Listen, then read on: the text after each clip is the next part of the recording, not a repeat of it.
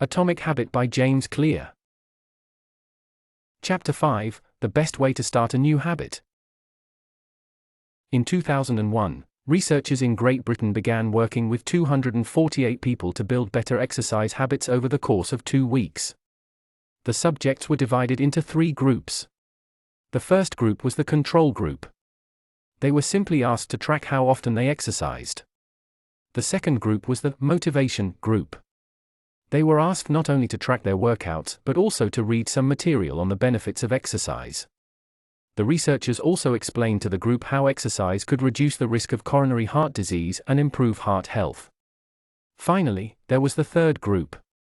These subjects received the same presentation as the second group, which ensured that they had equal levels of motivation. However, they were also asked to formulate a plan for when and where they would exercise over the following week.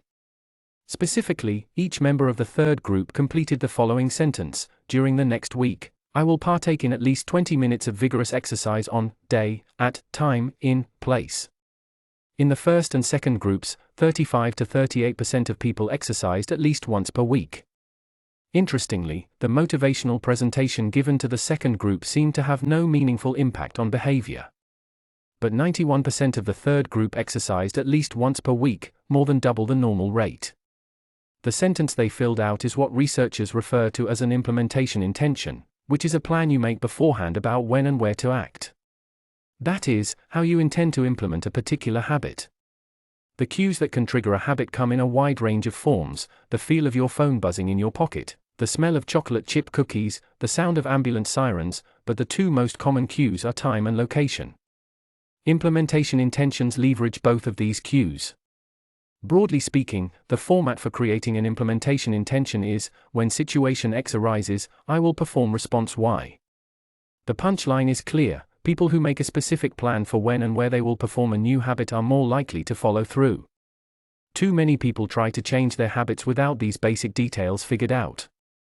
We tell ourselves, I'm going to eat healthier, or I'm going to write more, but we never say when and where these habits are going to happen. We leave it up to chance and hope that we will just remember to do it, or feel motivated at the right time.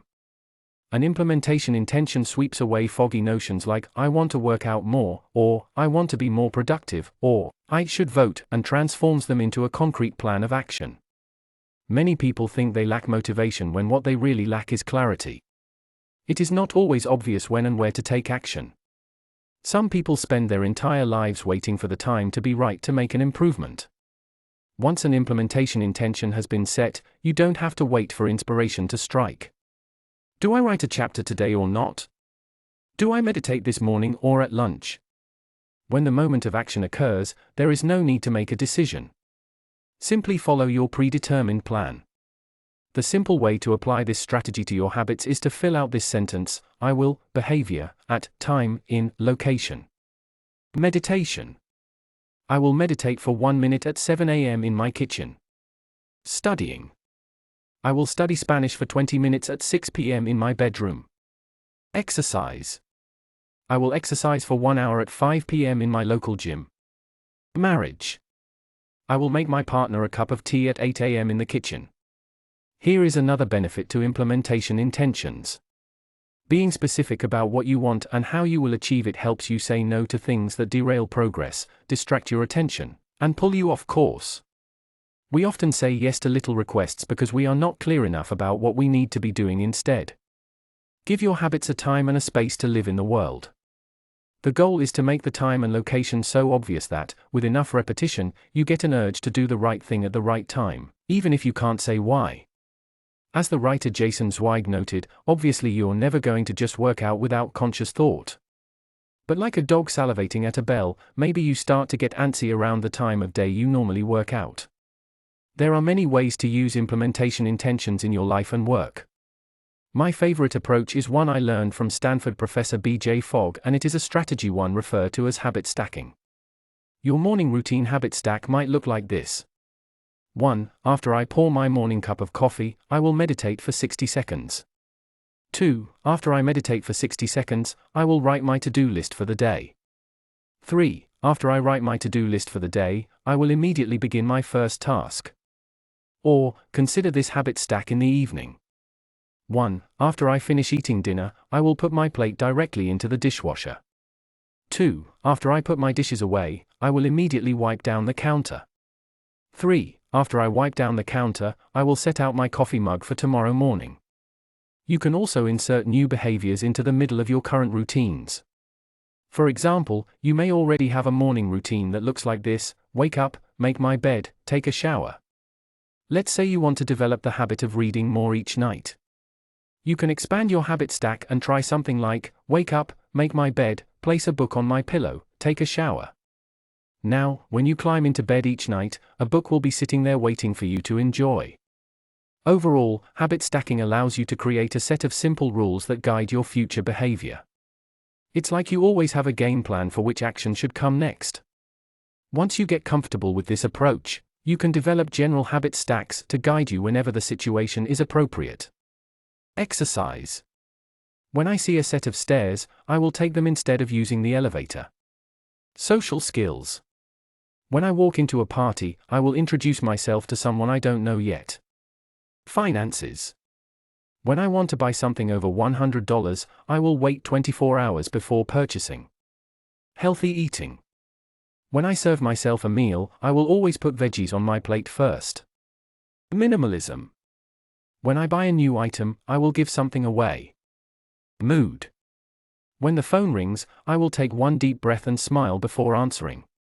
Forgetfulness. When I leave a public place, I will check the table and chairs to make sure I don't leave anything behind. One way to find the right trigger for your habit stack is by brainstorming a list of your current habits. You can use your habits scorecard from the last chapter as a starting point.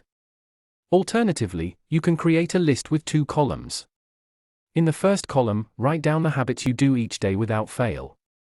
For example, get out of bed, take a shower, brush your teeth, get dressed, brew a cup of coffee, eat breakfast, take the kids to school, start the workday, eat lunch, end the workday, change out of work clothes, sit down for dinner, turn off the lights, get into bed. Your list can be much longer, but you get the idea. In the second column, write down all of the things that happen to you each day without fail. For example, the sun rises. You get a text message. The song you are listening to ends. The sun sets. Armed with these 2 lists, you can begin searching for the best place to layer your new habit into your lifestyle. Habit stacking works best when the cue is highly specific and immediately actionable. Many people select cues that are too vague. I made this mistake myself.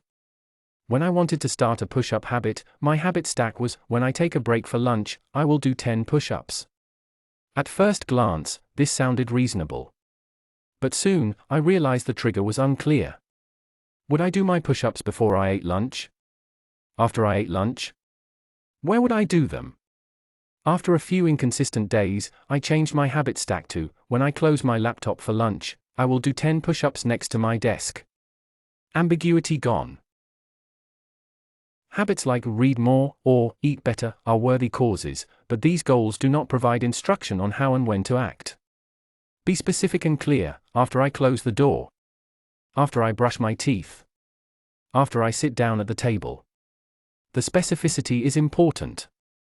The more tightly bound your new habit is to a specific cue, the better the odds are that you will notice when the time comes to act. The first law of behavior change is to make it obvious. Strategies like implementation intentions and habit stacking are among the most practical ways to create obvious cues for your habits and design a clear plan for when and where to take action. This is the end of Chapter 5. Our next chapter is Motivation is Overrated, Environment Often Matters More. Thank you for watching.